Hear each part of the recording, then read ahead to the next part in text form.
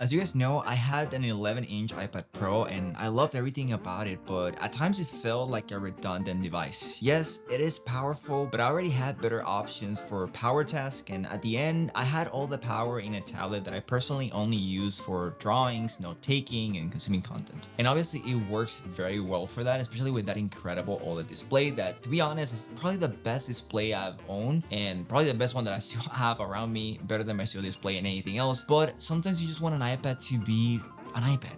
And when you start asking yourself those questions, the best thing to do is just to get an iPad mini.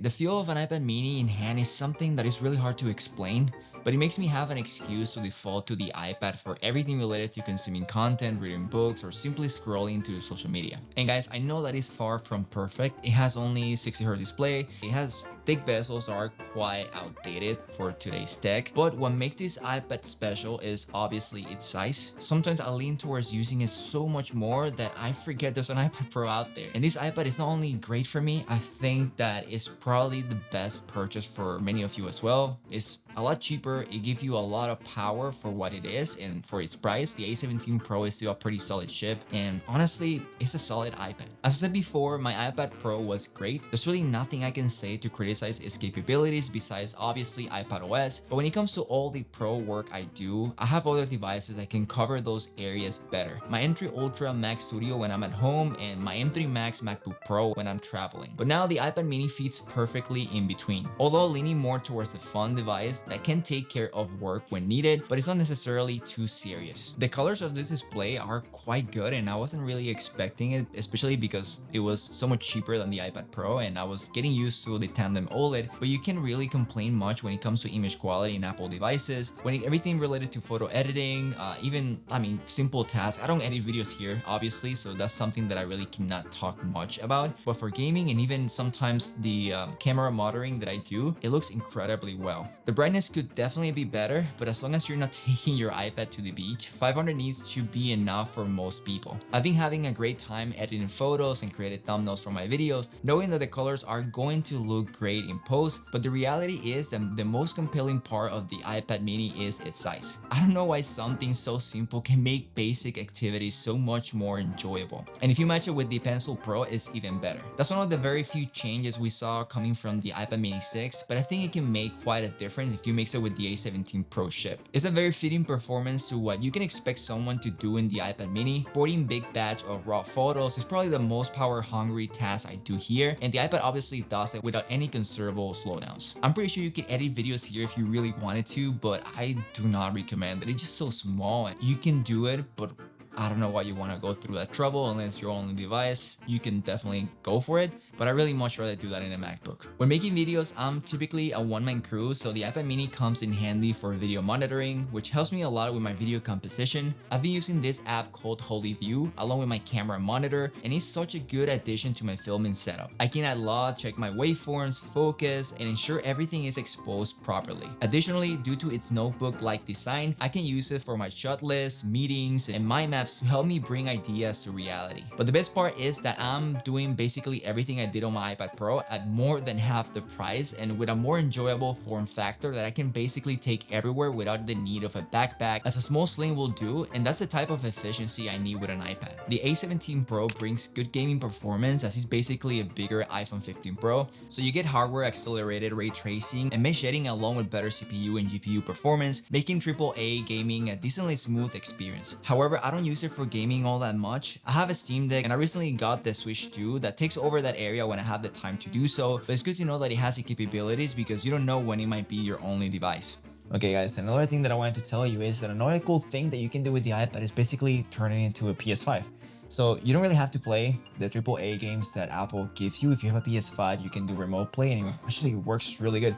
So right now I'm connected to my PS5 and my PS5 is currently at the living room and I'm at the office, which is somewhat far, and everything is running pretty decent. Let me show you how everything looks.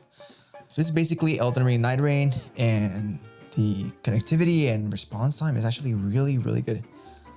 So I'm getting in using the controller. You can connect it to the iPad via Bluetooth by pressing this button and this one at the same time. But yeah, it just plays the same way as the PS5, so you can just basically play your games anywhere in your house. If you have somebody else using the TV, just go to your office and play some PS5. Yeah, I think that's exactly what I'm gonna be doing right now. Anyways, I know that it's probably not limited to PS5. You can probably do the same thing for Xbox and maybe Steam, but I haven't tried those yet.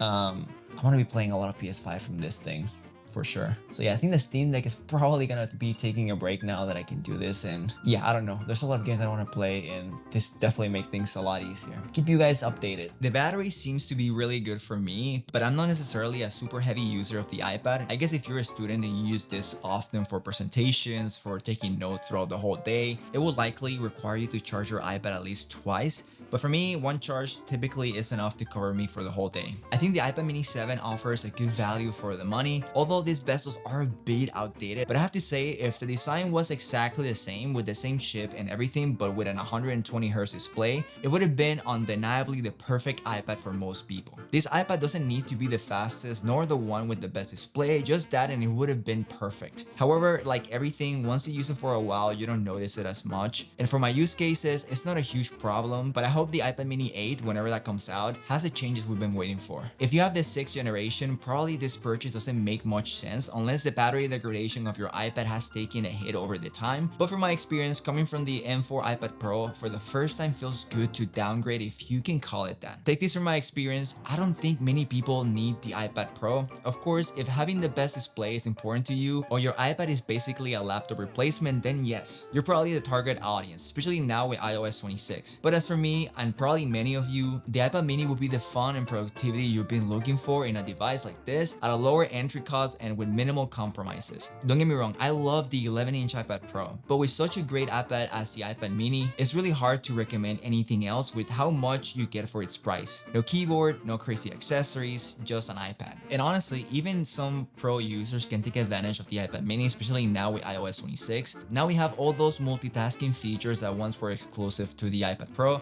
on this little device, and honestly they work way better than I thought. I've been playing around with them a little bit, and iOS 26 is still a little buggy, but you get the almost like full window capabilities of almost like a MacBook with different functions and so on. I'm still testing it on this iPad since I didn't have it on the iPad Pro, and it seems like it's working pretty decent, and I'm looking forward to see how this turns out to be later on once we see more betas and so on. But I'm really excited. I think that this is exactly what we wanted in an iPad, and finally iPadOS seems to be getting the upgrade we've been wanting, because file management is a lot better, window management is great too, so I really can't ask for anything else. And again guys, thank you so much for watching another one of my videos, and I'll see you all on the next one. Take care.